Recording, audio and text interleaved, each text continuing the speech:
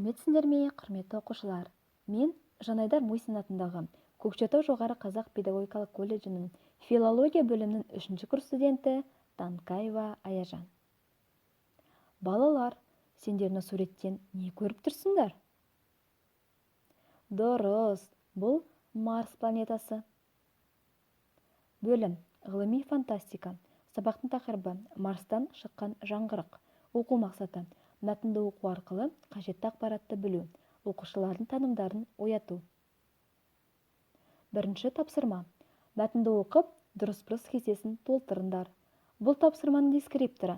Мәтінді оқиды 1 ұпай, кестені толтырады 1 ұпай, барлығы 2 ұпай. Оқушылар, бұл тапсырма үшін сендерге 10 минут уақыт беріледі. Тапсырманы асықпай, тиянақты орындауға тырысыңдар. Жұмыстарында бағдаршам әдісі бойынша бағалаңдар. Қызыл түс, мен ештеңе түсінбедім. Сары түс, маған әлі де түсініксіз деу. Жасыл түс, маған бәрі түсінікті. Екінші тапсырма. Қосымша әдебиеттер мен ғаламтор материалдарынан Марс ғаламшары туралы мәлімет жинаңдар. Марс планетасындағы қызықты оқиғалар тақырыбы аясында қызықты әңгіме құрастырыңдар. Бұл тапсырманың дескрипторы. Мәлімет жинайды 1 ұпай, әңгіме құрастырады 1 ұпай, барлығы 2 ұпай. Бұл тапсырманы орындау үшін сендерге 10 минут уақыт беріледі. Тапсырманы жинақы әрі тиянақты орындаңдар. Орындаған жұмысында бағалау терезесі әдісі бойынша бағала. Көк терезе, маған бәрі де түсінікті. Сары терезе, сұрақтар пайда болды. Жасыл терезе, мен есте сақтадым. Қызғылт терезе, түсінбедім. Үшінші тапсырма.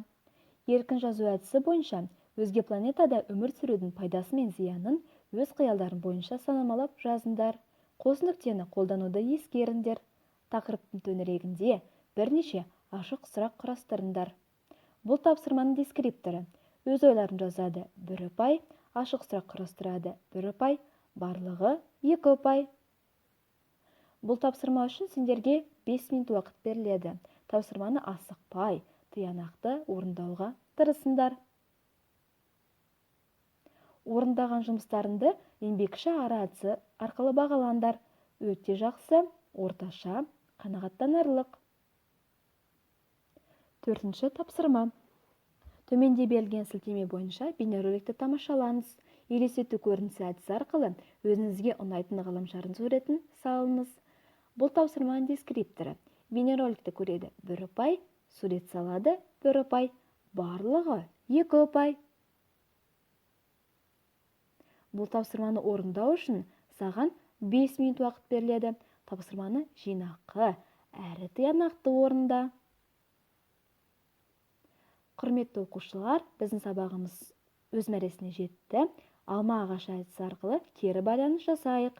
Жасыл түсті алма. Мен бүгін бәрін жақсы орындадым деп ойлаймын. Менің көңіл-күйім көтеріңкі.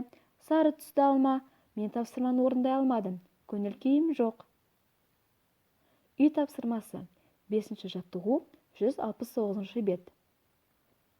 Оқушылар, сендерге бүгінгі сабақ ұнады деген үміттемін. Келесі кездескенше сау болыңыздар.